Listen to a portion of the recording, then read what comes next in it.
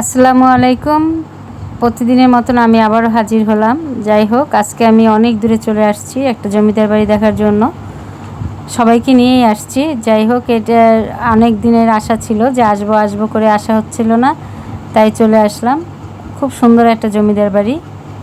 এখানে এসে আমার একটা কথা মনে পড়লো যে আমাদের পিছনে 200 বছর আগে তো সায়েন্স, আর্টস, কমার্স ছিল না।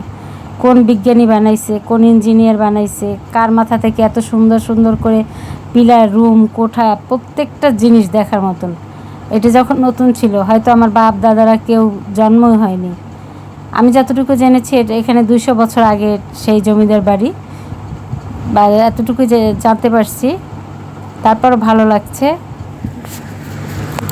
আর একটা কথাই মনে পড়ে গেছে, প্রত্যেকটা মানুষ যখন এই বিল্ডিং করছে কত পরিশ্রম করছে, এটা চিন্তা করে আর ভাবতে থাকি যে কে বানিয়েছে। এই ইঞ্জিনিয়ার বা দক্ষতার, মানে কাজের দক্ষতা দেখে আমি তো অবাক হয়েছি। আমি এর আগে অনেকবার জমিদার বাড়ির, আরও অনেকটা জমিদার বাড়ি দেখারই হয়েছে, কিন্তু এইটা বেশি আমার মন থেকে, মানে কি বলবো, মন থেকেই আসছে যে আপনাদের সাথে কিছু কথা শেয়ার করি। প্রত্যেকটা রুমের ভিতর থেকে এক এক রকমের ভিতরের সিনারি, মানে এখন পরিত্যক্ত অবস্থায় আছে, তাই দেখেই মুগ্ধ। হাজার হাজার মানুষ